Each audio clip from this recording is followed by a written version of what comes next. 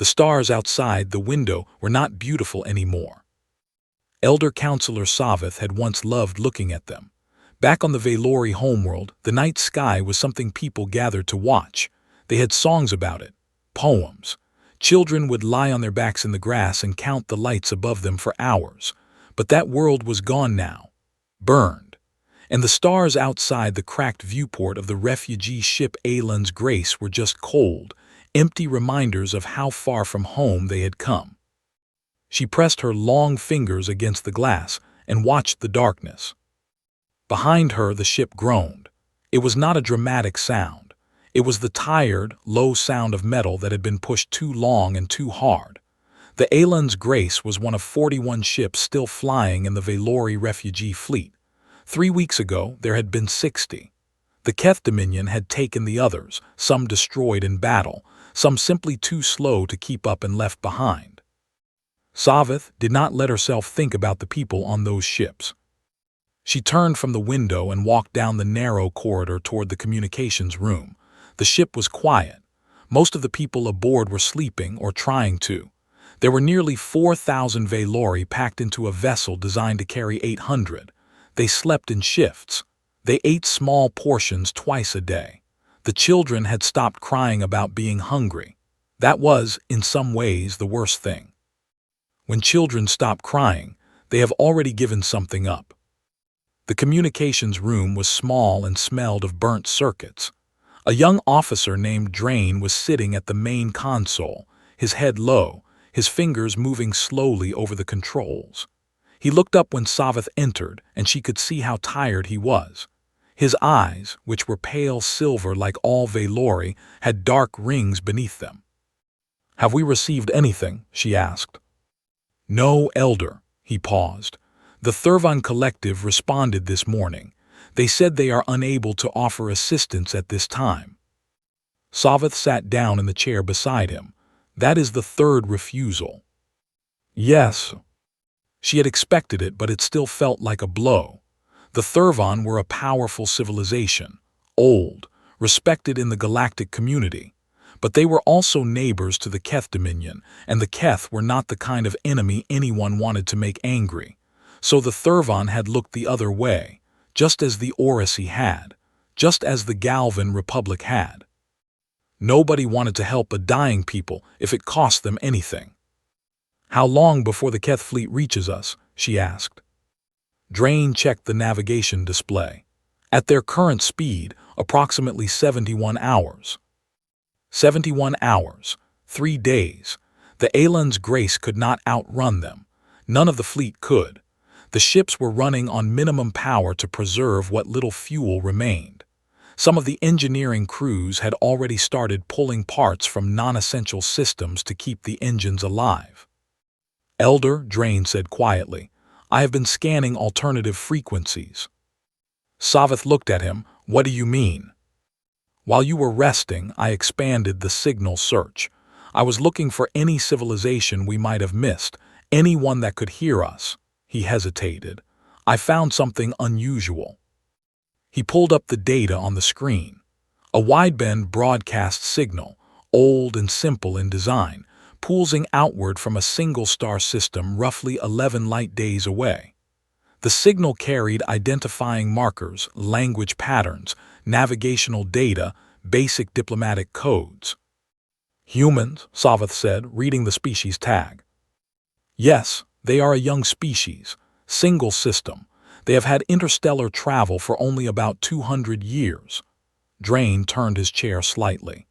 "The Galactic database lists them as Category 3, developing, non-aggressive, limited military capacity."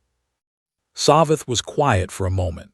She had heard the name before, in passing. A minor species on the outer edge of the charted galaxy. Nobody talked about them much. They were too small, too new, too far from the centers of power to matter in most conversations. "They cannot help us," she said. "I know," Drain looked at the screen. "But Elder, nobody else has answered, and we have 71 hours. He paused. "I would like your permission to send a distress signal." Savith closed her eyes.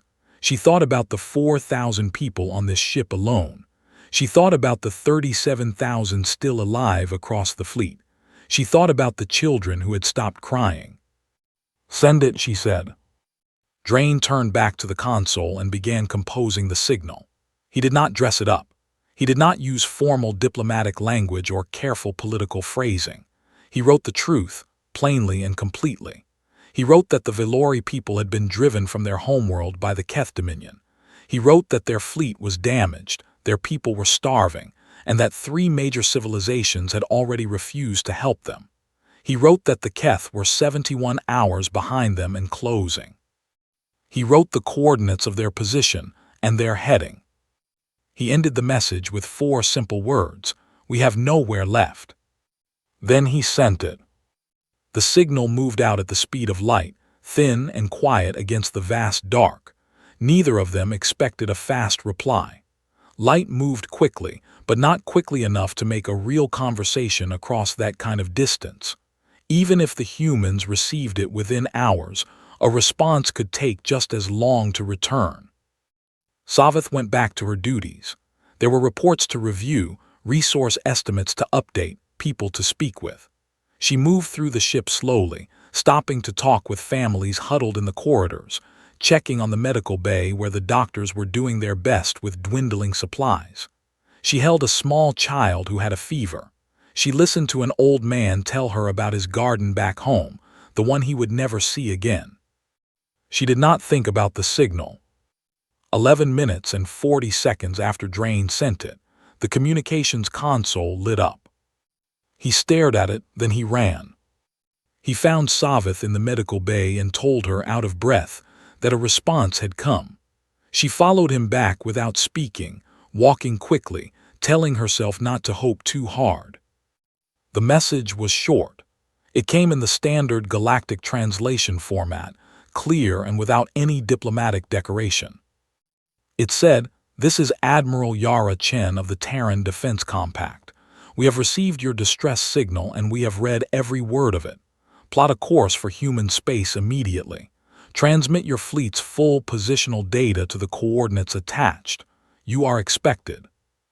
Savith read it twice. Then she read it a third time. Drain was looking at her, waiting. Around them, the ship continued its low groan, and somewhere down the corridor a baby had started to cry again, which, after days of silence, felt like the most hopeful sound in the galaxy. "They answered in 11 minutes, Drain said softly.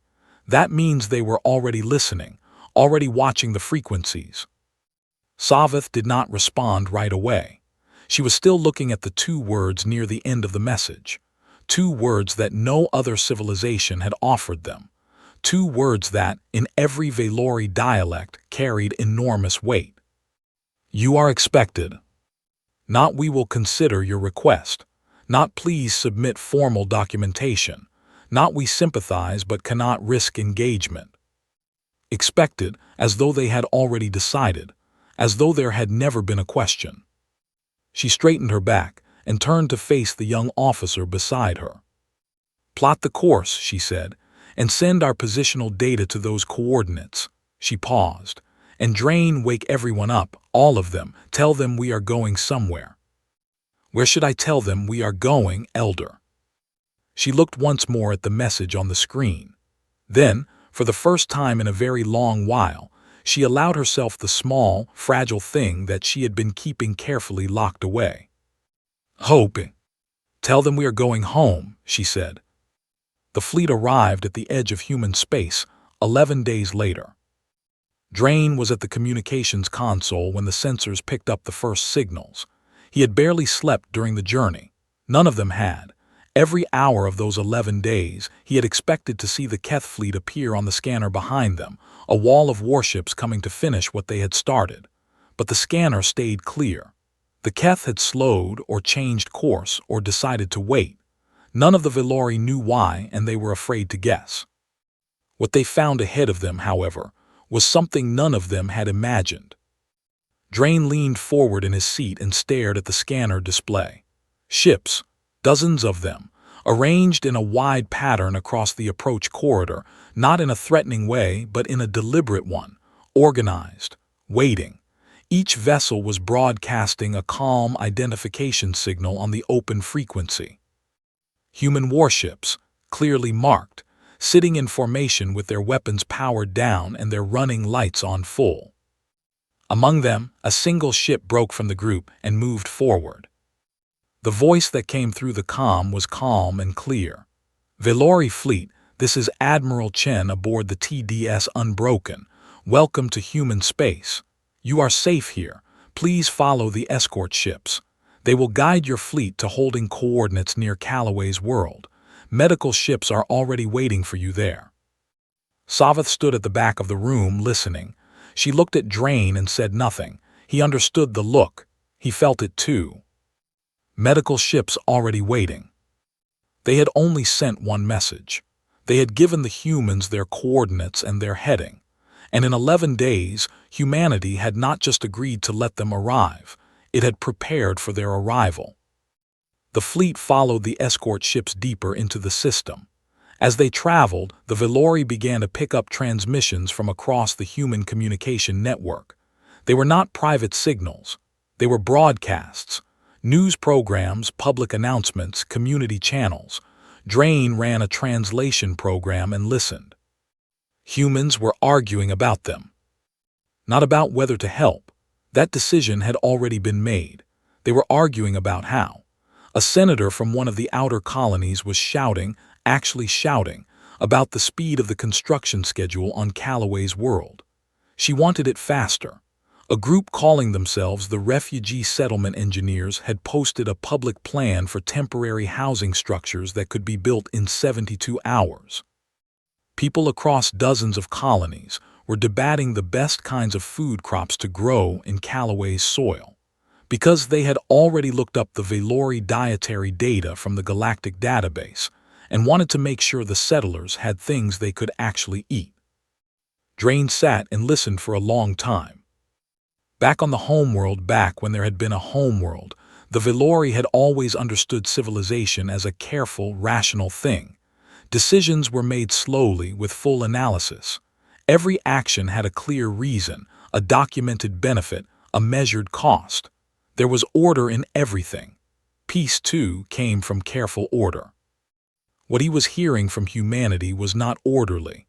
It was loud and fast and full of disagreement. But the disagreements were not about whether. They were all about how fast, how much, and who gets to help first. He did not have a word for that, not yet. When the fleet finally reached the holding coordinates near Callaway's world, Drain looked out the viewport and felt the air go out of him. The moon below was green and blue and brown, alive. He had seen the galactic survey data. It was habitable, warm enough, with breathable air and fresh water. But more than the moon itself, it was what surrounded it that stopped him. Dozens of human vessels were in orbit, including large construction platforms burning bright with welding arcs. Supply transports were coming and going in a steady stream. Prefabricated structures were already being lowered to the surface on grav lifts. In 11 days, humanity had turned an empty moon into the beginning of a city. The medical ships arrived alongside the fleet before the escorts even finished guiding them into position. Human doctors in sealed suits began cycling through airlocks almost immediately, moving through the Velori ships with quiet efficiency, triaging the sick and the starving, distributing food packs that someone had clearly researched and prepared in advance. Drain watched one human doctor, a young woman, barely older than he was, kneel down beside an elderly Velori man who could not stand on his own. She said something to him softly, checked his hands with a small scanner, and then sat on the floor next to him while she worked so that he would not have to look up at her. She did not have to do that. It was a small thing, but Drain found he could not look away from it. Elder Savith was taken by shuttle to meet with the human leadership. She asked Drain to come with her as translator, though by that point the universal interpreter systems were handling language well enough.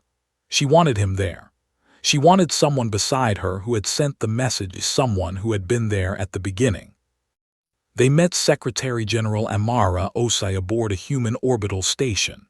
She was a small woman, older, with gray in her hair and a direct, unhurried way of speaking. She greeted Savith with both hands extended, palms up, a gesture Drain recognized from the human cultural files as one of open respect. Savith sat across from her and after the formal greetings placed her hands flat on the table. "Secretary General," she said carefully, "the Velori people wish to offer everything we have in exchange for this sanctuary. Our knowledge of materials science, our medical technology, our mapping data from 300 years of deep space survey. Whatever you need, whatever you ask." Osai listened. She nodded slowly, then she shook her head. "Elder Counselor," she said, "I understand why you're offering that, and I know why you feel you have to, but I want to be clear with you so there is no confusion between us." She folded her hands on the table. "You are not customers. You are not trading partners. You are guests and your people are safe here. We don't need payment for that." Savith stared at her. Every other civilization we approached required an exchange, or a guarantee, or at minimum a formal agreement of mutual benefit. "I know," Osai said simply. "We're not every other civilization." There was a silence. It was not uncomfortable. It was the silence of someone hearing something they did not fully understand yet, but knew mattered. "Then why?" Savith asked. "You have one system. The Keth are one of the most powerful military forces in this region of the galaxy. They will come here because of us. You know that." "Yes. And you are not afraid." Osai was quiet for a moment, then she said, "We didn't say we weren't afraid, we said you're expected." She paused. "Those are different things." On the way back to the fleet, Drain and Savith rode in the shuttle in silence. Below them, Calloway's world turned slowly in the pale light of the human sun. Somewhere on its surface, humans were building homes for people they had never met, for no reason except that those people needed homes. Drain pressed his forehead lightly against the cold glass of the viewport. "They are strange," he said quietly. Savith watched the green moon below them, and the busy sparks of construction lights in orbit around it. "Yes," she said, "they are." She did not say it like a complaint. The surface of Calloway's world smelled like wet soil and cut wood. Drain stood at the edge of a clearing and breathed it in slowly. It was not the same as the home world. Nothing would ever be exactly the same. But it was real ground beneath his feet and real sky above his head, and for the first time in weeks, he was not surrounded by the stale, recycled air of a dying ship. Around him, the construction was constant. Human workers moved across the settlement site in teams, carrying materials, operating heavy machines, laying down foundations for permanent structures. The noise was relentless, the banging of metal, the hum of power tools, the deep rumble of grav loaders moving prefabricated walls into place. And through all of it, the humans talked, to each other into their comms, sometimes seemingly to themselves. They argued about measurements and laughed about something that had gone wrong, and then fixed it without stopping to be upset about it. Drain had been assigned to work alongside the construction teams as a cultural liaison. It was his job to make sure Velori preferences and needs were being understood, the right ceiling heights, the right light levels inside the structures, spaces for communal gathering because the Velori did not do well in isolation. He had expected this to be a formal process. Reports submitted, adjustments made in meetings, approvals granted. Instead, a human engineer named Tamaz Reyes had appeared on his first morning, handed him a coffee, a hot black liquid Drain did not know what to do with, and said, "Tell me what your people need and we'll build it." Just like that. Tamaz was a broad, dark-haired man in his late 30s, with permanent dust on his jacket and a habit of sketching things on physical paper when he was thinking. He had come from one of the outer colonies, 3 weeks of travel away, entirely as a volunteer. When Drain had asked him why he came so far, Tamaz had shrugged and said, "Someone had to." Over the following days, they worked side by side. Drain would describe something, the way Velori community centers were typically open at the top to allow light in. The way sleeping quarters needed to be smaller and quieter than human ones because Valori's senses were sharper, and Tamaz would draw it, ask 3 sharp questions, and then go make it happen. He did not wait for approval from anyone above him. He made decisions and moved forward and corrected course if something was wrong. It fascinated Drain. The Valori built carefully and slowly. Every plan was reviewed by multiple councils before any ground was broken. Here, a single engineer with a pencil and a work crew could reshape an entire block of the settlement in an afternoon. One evening, while they were sitting on a stack of building materials watching the sun go down, Drain asked Tamaz about it. "How do you make decisions so quickly? Are you not afraid of making mistakes?" Tamaz thought about it. "Sure, we make mistakes all the time, but a wrong building can be fixed. A person who waited too long and let someone suffer, that's harder to fix." He looked out at the growing settlement, the lights coming on in the new structures. "We've been in bad situations before, as a species, I mean. We've had wars that killed millions of our own people, diseases that wiped out whole regions. We've been close to ending ourselves more than once." He paused. "It makes you faster. When you've seen how bad things can get, you don't sit around making perfect plans. You move." Drain was quiet for a while. Then he said, "The Valori never had wars." Tamaz turned to look at him. "Never. We resolved conflicts through counsel and dialogue. Always. In our entire recorded history, there was never an organized armed conflict between Valori groups." Drain picked up a small stone and turned it in his fingers. "We were proud of that." "You should be," Tamaz said. "There was no joke in it. But we never built weapons because of it. We never trained soldiers. When the Keth came," he stopped, "set the stone down. We did not know how to fight back. We had no one who could, so we ran." Tamaz did not say anything. He just nodded slowly, the way a person nods when they are hearing something that hurts and they are not going to pretend otherwise. The days continued and the settlement grew. The humans named it New Vale at the suggestion of Secretary General Osai, who sent a message saying that the Valori should name their own home, but that if they wanted a human suggestion, that was hers. Savith had approved it quietly, with a look on her face that Drain could not quite read. Then, on the 22nd day after the fleet's arrival, the Keth Dominion sent a message. It was addressed to Earth, to every human government body, to every station and colony and outpost in the Terran Defense Compact's network. It was written in the formal diplomatic language of the galactic community, careful and cold and very clear. It said that the Valori were Keth property under the terms of the conquest of their homeworld. It said that harboring them was an illegal act under interstellar law. It said that the Terran Defense Compact had 72 hours to surrender the Valori people, hand over their ships, and formally withdraw any claim of protection. It ended by noting that failure to comply would be considered an act of open war. The message was received across every human channel simultaneously. Drain read it on a screen in the construction office and felt the cold spread through him. Beside him, Tamaz read it too.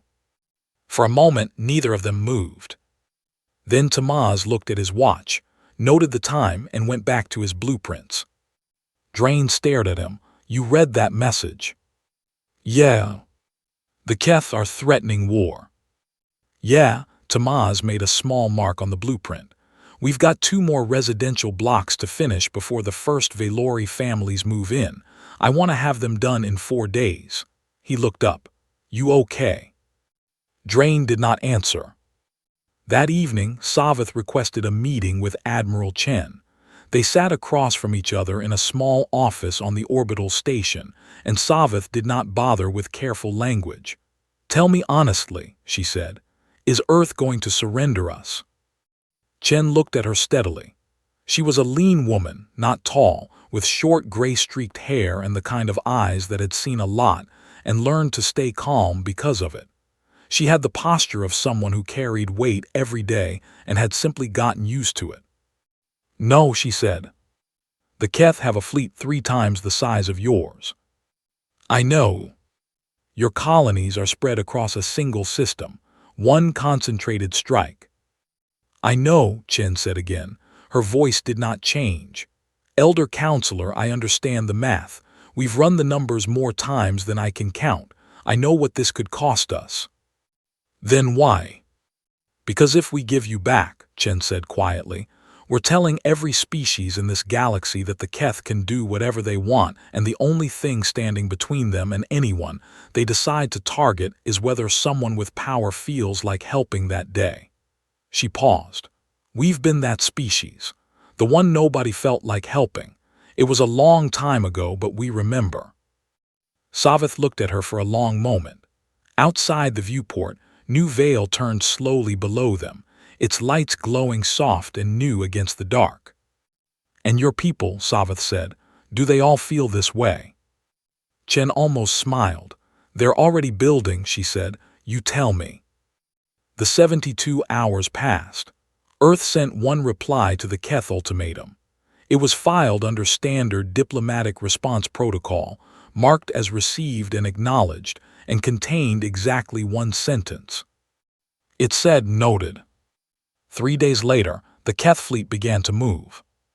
The Keth fleet crossed into the outer edge of the Sol system at 300 hours station time. 40 warships, large ones, the kind the Keth used when they wanted to make a point without any room for misunderstanding. Their formation was tight and clean, the way a civilization fights when it has won many battles and stopped being nervous about winning them. Aboard the TDS Unbroken, Admiral Chen stood at the command display and watched them come. Her fleet had been in position for 18 hours. Every human warship that could reach the engagement zone in time had been called in. Orbital defense platforms along the heliopause had been powered to full capacity. Resupply ships had finished their runs and pulled back. The crews had eaten, rested in shifts, and received their orders. Everything was ready, or as ready as it was going to be. The Keth opened the engagement with a broadcast. It was not aimed at Chen. It was aimed at everyone, every Valori refugee, every human colony, every listening post in range. It said the Terran Defense Compact had made a foolish decision and would now bear the consequences. It said this would be swift. It said it was not personal. Chen turned to her communications officer. Record their transmission. Yes, Admiral. File it. Filed. She turned back to the display. Warm up the forward guns. The Keth expected what they usually got. They had fought many species. They had a very consistent experience of how those battles went. A smaller, younger force would hold a defensive line at a distance, fire in careful, organized volleys, try to pick off ships from the edges, and eventually, when the losses became too great, someone in command would make the call to retreat or surrender. It was a rational response to an overwhelming force. Most civilizations, when they saw the numbers, chose to limit the damage. Humanity advanced. Not slowly, not cautiously. The Terran Defense Compact fleet came forward at full burn, closing the distance fast, moving in a pattern that the Keth tactical system spent several seconds trying to categorize before flagging it as unclassified. The human formation was not a line. It was not a wedge. It shifted constantly, deliberately breaking into smaller attack groups that spread across the engagement zone and forced the Keth to divide their attention. Every time the Keth adjusted their formation to counter one group, 2 others had already repositioned. It was not elegant warfare. It was messy and fast and hard to track, and it had clearly been designed by people who had spent a very long time learning how to fight enemies that were bigger than them. Drain watched from the observation deck of the orbital station above New Vale. The station had been cleared of non-essential personnel, but Savith had asked quietly and firmly to remain. The human station commander had looked at her for a moment and then simply said yes. Drain had stayed with her. They stood side by side at the wide viewport and watched the battle data feed on the screens to their left. The station was too far away to see the fight directly, but the tactical display painted it clearly enough. Neither of them spoke for a long time. The first Keth ship went dark 11 minutes into the engagement. A human attack group had punched through a gap in the Keth formation and hit the vessel at close range, then broken away before the surrounding ships could respond. Drain watched the Keth tactical symbol go gray on the display. The Keth did not panic. They were too experienced for that. They closed the gap, tightened the formation, and began using their larger guns to create clear zones, areas of space so dangerous that smaller ships could not cross them. It was a smart response. Under normal circumstances, it would have worked. The humans went around. They split into units so small that the Keth fire zones could not cover all of them at once, and they hit from angles that required the Keth fleet to choose which targets to defend. Every time the Keth made a choice, they were giving up something, and humanity was very good at making the enemy pay for every choice. A second Keth ship went dark, then a third. But humanity was paying too. Drain watched the display with a hollow feeling growing in his chest. Human ships were being hit. Some were limping back, trailing energy signatures that meant serious damage. Others went dark the same way the Keth ships had, and those symbols did not come back. There were people on those ships. Savith's hand found his arm in the dim light of the observation deck. She gripped it, not saying anything, just holding on. Drain did not pull away. Somewhere in that fight, Tamaz Reyes was aboard a small engineering frigate that had been repurposed for combat support. Drain knew this because Tamaz had sent him a message 3 hours before the battle began. It was short. It said, "New Vale better have good food when this is over. Save me a seat." Drain had tried to reply, but the comms blackout had already begun. He watched the display and tried not to think about it. The battle turned 2 hours in. The Keth had been expecting a breaking point, the moment when the human fleet took enough damage to lose cohesion, when the commanders started pulling ships back and the formation collapsed. They had been applying steady pressure toward that point, trading losses carefully, waiting for the fracture. It did not come. What came instead was a change in the human attack pattern that the Keth fleet had not seen before. Chen's command group, which had stayed back through the early fighting, came forward. They hit the center of the Keth formation with everything available, a concentrated push, fast and direct, while the smaller attack groups simultaneously struck the flanks. It was the kind of move that only worked if every part of the fleet trusted every other part completely, because there was no room for hesitation. If any group was even a few seconds late, the whole thing fell apart. Nothing fell apart. The Keth center buckled. 3 ships were destroyed in under 4 minutes. 2 more broke from the formation and ran. The ripple spread outward. When a formation loses its center, the flanks lose their coordination, and suddenly every Keth captain was making individual decisions instead of collective ones. Drain watched the Keth symbols on the display begin to scatter. "They are retreating," he said. He had not meant to say it out loud. Savith's grip on his arm tightened. The Keth fleet, or what remained of it, turned and burned hard for the system boundary. 16 of their original 40 ships were gone. Several more were badly damaged.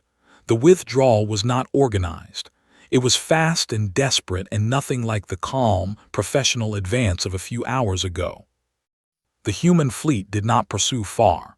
Chen pulled them back to defensive positions once the Keth were clearly leaving. It was a controlled decision. They had taken damage too, and there was no benefit in chasing a retreating enemy across open space and losing more ships for no reason. The battle display settled into quiet. The Keth symbols moved away until they were off the edge of the screen. The SAW system was unbroken. Drain stayed at the viewport long after the display stopped updating. The observation deck had grown cold, and neither he nor Savith had moved to turn up the heating. At some point, the station commander had come in quietly and stood at the back of the room. Nobody talked. Then the comms came back online, and messages started arriving: fleet status reports, damage assessments, casualty counts. Drain listened to the chatter without really processing it. He was waiting for one thing. It came 40 minutes after the shooting stopped. A text message, short and full of spelling errors the way Tamaz always wrote when he was typing fast with dirty hands. "Still here, ship is a mess.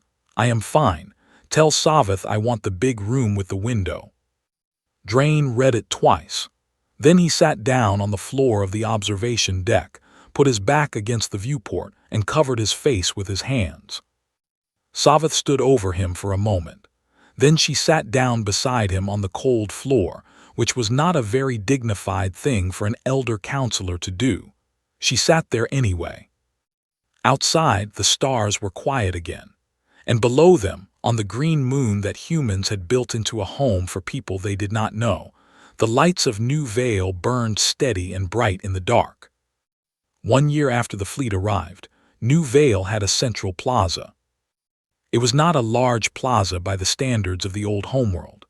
The Velori had built grand open spaces back on their original world, wide stone courtyards with fountains and tall carved pillars, places where thousands could gather for festivals and councils and quiet evenings. Those places were gone, but this one was real, and it had been built by Velori hands alongside human ones, and that made it something the old plazas had never been. The ground was paved with flat stones that Drain had helped choose. The color was close to the pale gray of the homeworld's capital city, not exact, but close enough that the older Velori would sometimes stop when they crossed it and stand still for a moment, their eyes distant, their faces doing something complicated. At the center of the plaza, a monument had been placed. It was carved from a single piece of dark stone that came from the moon itself, cut from a quarry in the northern hills by a mixed crew of Velori and human workers. The carving on it was simple, no figures, no grand imagery, just 2 sets of script running side by side. One in the long flowing lines of the Velori primary language, one in English. Both said the same thing. They had every reason to look away. They did not. The dedication ceremony was held on a cool morning when the sky was pale blue, and the air smelled of the flowering plants that the agricultural teams had been carefully establishing along the settlement's eastern edge. Velori gathered from across the settlement, all 37,000 of them who had survived the journey, plus the thousands more who had been born on New Vale in the months since arrival. They filled the plaza and spilled out into the surrounding streets. A section near the front had been set aside for the humans who had come. Some were officials, members of the Secretary General's team, representatives from the outer colonies, officers from the Terran Defense Compact. But most of them were just people. Engineers and doctors and supply workers and volunteers who had spent months on this moon building something for strangers and then stayed because they found they did not want to leave. Tamaz Reyes stood near the back with his arms folded and his jacket still dusty. His arm was in a regenerative brace, a reminder of the engineering frigate's rough return after the battle. A wall panel had come loose and caught him on the way back to dock. He complained about it occasionally and ignored it the rest of the time. He had, in fact, been given the big room with the window. It was a corner unit on the second floor of the settlement's community housing block, with a view of the eastern hills. He had filled it with blueprints. Drain stood at the front of the gathering and watched Elder Savith walk slowly to the base of the monument. She moved with the careful steadiness of someone who had carried a heavy thing for a very long time and had not yet fully set it down. She was thinner than when they had left the homeworld. They all were. But she held herself upright, and her voice, when she spoke, carried easily across the quiet plaza. She did not use prepared words. Drain knew this because she had shown him the written speech she had prepared, and then, the evening before the ceremony, set it aside and said she would speak plainly instead. She spoke about the homeworld, about what it had been and what had been taken from them. She did not spend long on this. It was not a speech about grief, and she wanted people to understand that. She spoke about the journey, about the ships that were lost and the people who did not make it, and she named each lost vessel out loud, one by one, which took several minutes, and left the plaza completely silent. Then she spoke about the answer that came in 11 minutes. She described the medical ships that had been waiting before the fleet even arrived, the humans who had crossed light years of space to help build homes for people they had never met, the Secretary General who had refused any offer of payment and called them guests, the Admiral who had said you are expected as if there had never been a question. She described the battle. She did not spare any of it. She talked about the human ships that went dark and did not come back and the people aboard them, and the fact that those people had known the risk before they went and had gone anyway. Her voice did not waver. It was important to her that the Velori understood this clearly, that what humanity had given them was not free. It had a real price, paid in real lives, and it had been paid without complaint. We came to this galaxy, she said, believing that civilization meant order, careful decisions, measured responses. We believed that a people who had never made war were somehow more advanced than those who had. She paused. I do not believe that anymore. I believe that what makes a civilization is what it does when the choice is hard, when the cost is real, when it would be very easy and very understandable to simply look away. She put her hand flat against the dark stone of the monument. They did not look away, not for a single moment, and New Vale stands because of it. The speech was transmitted across the Galactic Communication Network. Savath had requested this, and the human communication teams had arranged it without any fuss. The signal went out on open frequencies, clearly labeled and addressed to every receiving station in range.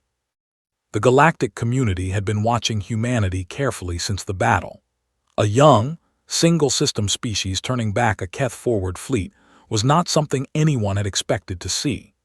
The calculations that had made the Keth seem untouchable were being quietly reconsidered in government chambers across dozens of civilizations. Species that had endured Keth pressure for generations were asking questions they had been afraid to ask before. 3 of them sent messages to Earth within a week of the ceremony. They did not ask for military alliances. They were too cautious for that yet, but they asked to talk. Drain stood at the back of the plaza after the ceremony, watching the crowd slowly break into smaller groups, people finding each other, families gathering, children running across the pale gray stones without any idea of how those stones had gotten there or what they meant. He watched 2 Velori grandmothers stop beside the monument and stand there for a long time, their heads closed together, speaking quietly. He felt a hand on his shoulder and turned. Tamaz had worked his way through the crowd to stand beside him. He said nothing for a moment. Then he nodded at the monument. "Good stone," he said. "The quarry team picked it well." "You helped pick it," Drain said. "Yeah, well," he shrugged. "I know good stone." They stood together and watched the plaza. Somewhere near the edge of the crowd, a group of children, Velori and human both, from the families of workers who had settled here, were chasing each other around a bench. One of them fell and sat up and laughed and got back up and kept running. Drain thought about the night he had sent the distress signal, the quiet of the dead communications room, the fear that had been sitting in his chest for weeks without relief. The 4 simple words he had typed at the end of the message, "We have nowhere left," and how completely true they had been. He thought about the answer that had come back in 11 minutes. Aboard the TDS Unbroken, 100,000 kilometers above New Vale, Admiral Chen was reading a message at her desk. Her communications officer had brought it in without a word and placed it in front of her, which was how the officer always handled things that needed the Admiral's attention without an audience. It was from the Keth Dominion. It was longer this time, more carefully written. It outlined the Keth position in formal diplomatic language and made reference to several interstellar legal frameworks. It noted the growing number of species in contact with Earth. It said that the situation had become a matter of serious concern and could not be allowed to continue without consequences. Chen read it to the end. She set it down. She looked out the viewport at the moon below and the pale light of the distant sun and the thin spread of stars beyond that. Then she pressed her comm. "Get me the fleet commanders," she said. "All of them." A pause. "Yes, Admiral, reason to give them." She looked once more at the message on her desk. "Tell them," she said, "that we've done this before.